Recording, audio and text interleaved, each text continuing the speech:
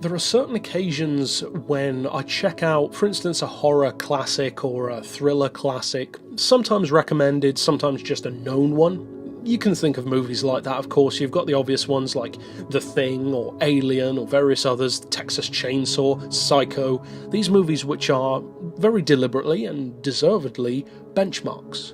But the thing for me is, more often than not, much to my dismay, I will check out these movies which so many people love, and it just doesn't hit me in the same way that it does for those other people. And I'm not sure if it's maybe a generational thing, because I do appreciate that those films were revolutionary for their time. And of course, a movie being of its time is such a huge factor to its success. There are some movies which are ahead of their time, there are some movies which are of their time, and there are some which don't get appreciated until later. For instance, a movie that's ahead of its time could be something like maybe The Thing.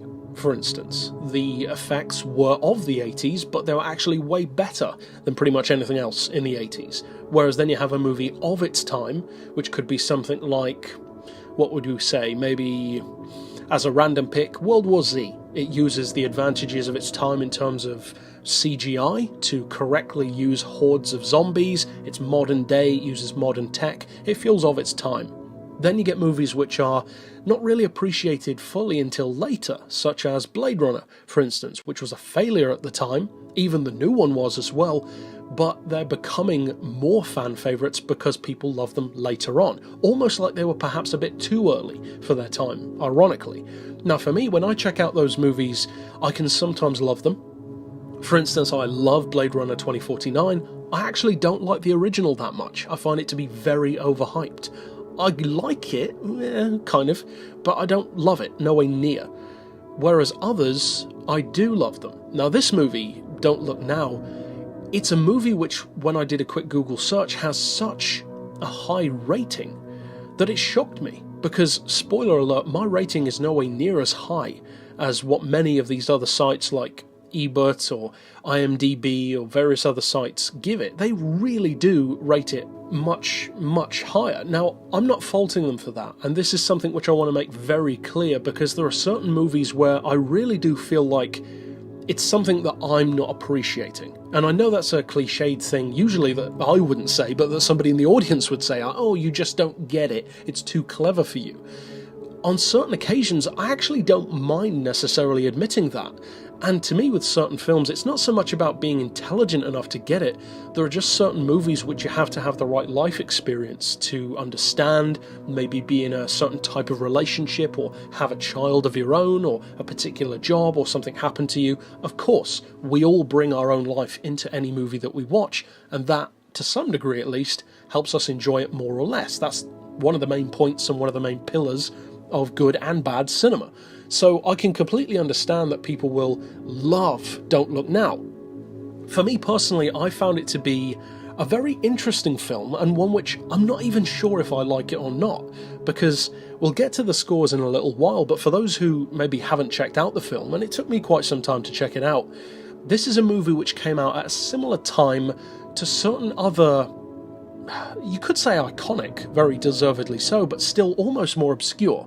They come out in this strange period where they have a ton of respect, but they're still not the most viewed thing ever. Unlike something like Alien, which everyone knows about, or Texas Chainsaw, which everyone knows about. Something like Don't Look Now, or The Vanishing, or Invasion of the Body Snatchers, not as much, of course, it's a known name, but the movie itself, there are plenty of younger horror fans who just haven't got around to seeing those, and I would include myself in many of those occasions. Now, I checked out all three of the ones which I just mentioned. They're from a similar kind of time period. The Body Snatchers, of course, also featuring Donald Sutherland, who's in this movie, and The Vanishing, which I'd heard great things about. I was already aware of what the ending was, and I wanted to love the film. These are occasions where I don't go into it thinking I'm not going to, I just go along for the ride and hope that I enjoy it. Sometimes I really do. I actually love the old school Body Snatchers movie. I think it's an excellent horror film. There's some truly creepy imagery. The dog, I'll just leave it at that. But other ones, such as The Vanishing, I wanted so much to love that movie, but the way it actually played out was just so slow and plotting that although I could see that it was trying to be a good film, and certainly many people do love it, for me it just took too long. And I love long movies. Ben-Hur is one of my favourite films, but it's a long film. So it's more than that for me. It's almost like taking too long, taking longer than is needed. Because at the end of the day, you don't need a long movie to develop great characters. You can develop excellent characters within a normal runtime without feeling like it's dragging out. Some of my favourite movies have really good characters, both in fictional like sci-fi or horror circumstances, but also in more realistic ones as well, like thrillers. Now, for me, this movie falls somewhere between The Vanishing and Body Snatchers. I don't love it like I do The Body Snatchers, but I don't necessarily find it boring like I did with The Vanishing. Because this movie was one which I could totally get what they were trying to do as far as the runtime. It's a very relationship-based movie. It's a drama horror, with the drama very deliberately coming first, the horror coming second. And this is the kind of movie where it's much more about the tone and the atmosphere, rather than jump scares and gore. It's not a particularly gory film, which is very deliberate on the part of the director. I read some of the notes that the director included in the DVD release. Very interesting. I didn't get the chance to read it all, but from what I did read, certainly a lot of thought was put into the film, and that alone immediately makes me want to like the film more. Because if I can see, even if I don't get why people love it, if I can see that thought was put into it, that makes me want to appreciate it more, rather than just a cliched studio release. So with all of that kind of out of the way, what's it actually about? Because there are tons of newer watchers who haven't seen the film. Well, as usual, I don't go super into the story because many reviewers already do that, and chances are this probably isn't the only review you're going to watch, so I don't need to repeat what everyone else is going to say. But in its essence, the story is very simple. It's about a married couple played by, as I said, Donald Sutherland and Sharon Williams. They've got a couple of kids, a little boy and a little girl, and at the start of the film, spoiler alert, but not really, it's the whole premise, their daughter accidentally dies. Then we skip forward in time to later on. They're dealing still to some degree with the grieving process, but they've also moved through some of it. You don't see, for instance, fighting between the couple, as the cliche usually is, blame or trying to attribute blame where it shouldn't be. Various other cliches aren't really covered, and that's refreshing. I like skipping that period and going more to the trying to move on with your life kind of stage. But of course, still with the grief there to some degree, it's just a little bit more repressed, and that's part of the issue in the film. Now, the husband, Donald Sutherland's character, works on restoring old churches and places like that. So they're in Venice, later on in the film, away from home, and he's working on this place that they're trying to restore. And that sets the scene for why they're in Venice. As with some of the other movies that I've discussed, it's a great choice of location. It allows it to be very visually rich, and also with the very interesting layout of Venice, with stuff like dark tunnels, waterways everywhere, buildings which are uneven. It gives it a very justified, almost Alice in Wonderland kind of look to it, if you know what I mean. Venice is a very unique looking place, and it definitely feels like a character in the film, once again, as of course cliched as that sounds. Now, the story plays out at a very slow burn, because basically what gets the ball rolling again after this accidental death of his daughter is that his wife, as I said, played by Sharon Williams, bumps into two interesting sisters, one of whom is blind, but has, you could say, a gift of sight. She can speak to the dead, or at least see the dead in some form, and she tells her that she's seen her daughter. And basically the rest of the film revolves around the relationship that the husband and wife have. In one notorious scene, of course, there's a very well-known sex scene in the film where it's quite drawn out. I'm not sure exactly how long the scene was, but it's a lot more drawn out than it would usually be. But at the same time, it's not gratuitous for the sake of it. And again, in the director's notes, he specifically mentioned that it's not designed to be. It's designed to just be a normal occurrence between a married couple, and that is what it feels like. Stuff like brushing your teeth before and various other things after, getting ready to go out, it's just a normal day for them, as it should look in a film. It's not stylized, it's not titillating, it's not about that. but it's unfortunately what the film is predominantly known for obvious reasons, and of course of its time, that was still much more taboo than it would be now. But at the same time, the rest of the film is often overlooked because of that, and that is a shame, because the scene in the grand scheme of things doesn't really play into the rest of the film that much. It just tends to be what people's mind goes to when they think of the film. But the reality is, it's the rest of the film that is what should make you want to watch it, because the interplay between them, as I was saying just now, as a very realistic feeling couple, is good. Their chemistry is excellent, where there are other people who come in and out of their lives, such as the sisters, which I mentioned, the vicar of the church who he's dealing with, various other people who, they're not necessarily normal, they have something off about them. And that's basically the way that I would describe the entire film. There's something not quite right. There's something that's off about the entire movie. This grieving process, the way that they interact with each other, the way that one of them is more inclined to try and move on and almost be in denial to some degree, whereas the other is more inclined to want to be open to alternatives and to explore ways to not really let the daughter fully go, which, again, we've seen that kind of thing in other films, but the difference with this movie is that usually in a movie which discusses the loss of a child, such as for instance one of my favourites of recent years, 7 Days, a very similar kind of thing happens. Husband and wife lose a daughter, under very different circumstances though, but in that movie it's almost solely about the father dealing with it in a very violent way, and it does unfortunately kind of move into the cliched portion of that kind of storyline, where they start accusing each other and shouting at each other, which of course is a stage of the grief. But I like that this movie, as I mentioned earlier, just skips that. It goes straight past it to the more repressed stage, where maybe you should have argued, maybe you should have got that out, because you don't really know in the film whether or not they did, at least as far as I can remember. And sometimes getting that steam out can help. Sometimes not, sometimes can, you never know. So I like that the movie chooses different ways of approaching a subject like this, because a lot of movies pass over the death of a child or the way a couple will deal with it as a scene in a film, whereas on this occasion that is the film. It's all about that, and that's a very interesting change, because usually a film wouldn't do that. It makes it almost trivialized. It's just a plot point, whereas in this movie it is the plot, and I kind of like that. Now, as I said, I'm still not sure whether I like the movie or not, and it's the kind of film where I can almost talk myself into liking it more, and that's what I mean. This is a movie which I can definitely see why people love it. It's very different, it's very well made, excellent acting, excellent performances, superb chemistry, great visuals, fantastic eerie tone with a strange sense of dread, even though the film itself doesn't really feel like it should be building towards anything, and yet it is in a funny kind of way. It's interesting. It's a very weird film in that way, an unsettling film almost, but in a way that makes you want to watch more. That was interesting to me, but I still don't necessarily know if I want to see it again. This is the strange conundrum that the movie poses me with, and I kind of like that it does that. It's not cut and dried. So what about as far as the scores?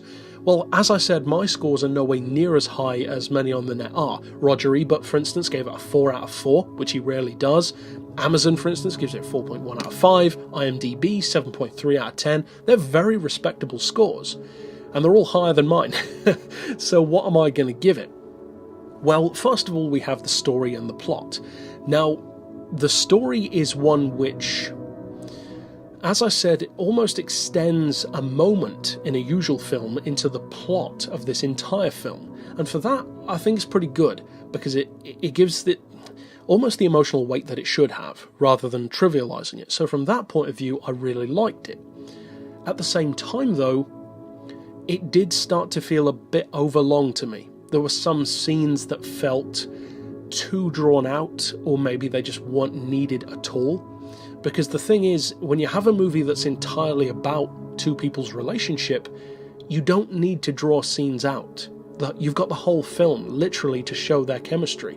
So you don't need to draw things out, because you've got the whole rest of the runtime. And for me, that was one of the the things that I didn't like about how it played out, because it did feel drawn out sometimes. So for that, I'm going to have to demerit it a little bit. I am, however, still going to give it a 7. And a 7 is a very high score. That's much higher than I would be kind of personally inclined to give it, but I try to be objective rather than subjective. So for me personally, I would give it a 5, because it's just a default score for me. But for the purpose of the review, I am going to give it a 7, because I do think, objectively, it's a well-made film that tells a good story and tells a different approach to a story.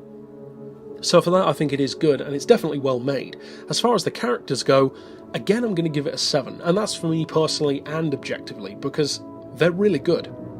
Now, the reason why I'm not necessarily rating even higher is because, again, the drawing out of certain scenes does bleed over for me into the characters, because the story of the film is so intrinsically tied to the characters. It really is all about them and their relationship, whereas the fact that some of the scenes take too long, the fact that some scenes are not entirely necessary altogether, such as just walking somewhere or an establishing shot, for instance, which all adds to the runtime, especially when the film's an hour and 50 minutes long, which is definitely too long, I think, as far as I'm concerned. But also the fact that there are certain other characters which feel like they're almost red herrings. And of course, in a film, in any film in fact, it's not just about the main characters, it's about all of the characters.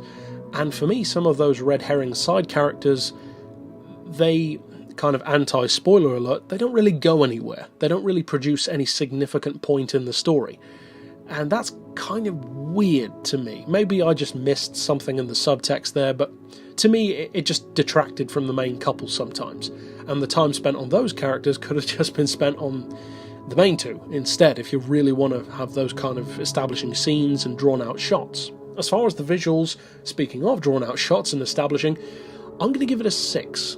And that may seem strange, given that I said in the opening of the video even that Venice was an excellent choice. It's got kind of an Alice in Wonderland, something's not quite right vibe to it. Plus, I personally do really like the look of 70s movies, especially the early 70s. They've got that gritty, more grainy, unrefined look to them. I did like that, which is why I'm rating it above par with the 6. But I think the reason why I'm not rating it even higher is because ultimately the visuals are good, but to me, it wasn't the strongest part of the film. It really is that simple. It's more about the people, the characters, whereas the visuals really do take a back seat. It's not that kind of movie, so it just wouldn't really be fair to other films which are so visually rich to rate it higher. As far as the audio goes, I'm actually going to give it what may seem to be a fairly low score of a 5, which for me is actually my default score. I give every movie a 5 out of 10 to begin with, even before I've seen it, for everything. And then the way it works is kind of like a fuel gauge. The score can swing higher or lower depending on if the film met my expectations, but more so what the film should and needed to be in that particular way. So for me, giving it a 5 is basically saying just that. The film was what it needed to be. I didn't find the soundtrack and the sound effects and the score to be incredible, but it certainly wasn't bad. The fact that you could hear the characters was nice. In a lot of older films, especially around the 60s and 70s, they have awful audio. Son of the Blob is a perfect example. You can barely hear what they're saying. This one, it was good enough, but it definitely doesn't deserve a ridiculously high score as far as I'm concerned. And finally, for the fun factor, which for me is probably the most difficult one of all actually, I'm going to have to again settle for a 5. And the reason why I'm settling for a 5 is actually, funnily enough, for the same reason as the last one. It's such a 50-50 movie for me, because 50% of me thinks it's an excellently made film. I get why people like it so much, and there are plenty of things about how it's made which I really like. But on the other hand, even though I love how it's made, that doesn't necessarily mean that I ever want to see it again or that I ever need to see it again. So that's kind of the quandary for me. Did I enjoy it? Yes and no. I enjoyed it from a filmmaking perspective, but not necessarily as a film, if that makes sense. I didn't find it overly entertaining.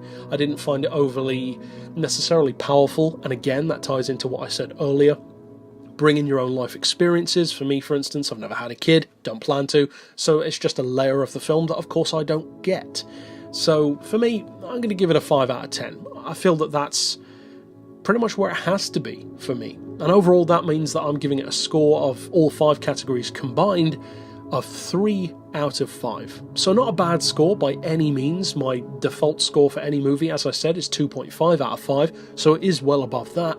At the same time though, I definitely don't feel that it should be higher than that, considering that there are other movies with similar scores, or just higher, which I enjoy so much more.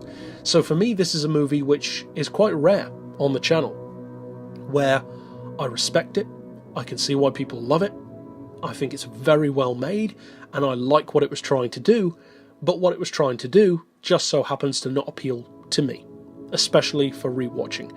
Am I glad I watched it though? Definitely, and I did enjoy it more than what I was hoping to get from The Vanishing, or The Vanished. I can't recall what that movie was called, but I wanted to like that one so much more, and it just didn't work for me, whereas this one, I think this one worked more. So it's worth checking out for the cinematic experience, for the filmmaking experience, and also if you like your horror thrillers to be a bit more character-based, and also have more of a creepy atmosphere or a feeling of unknown dread rather than straight up gore and violence and cliche jump scares. This is definitely a different kind of horror film, almost like a fairly realistic feeling horror film to some degree. But that's it for this pick, certainly worth checking out for the right kind of viewer, and that's it overall. So of course I'll see you guys next time, and for now, as always, thanks for watching.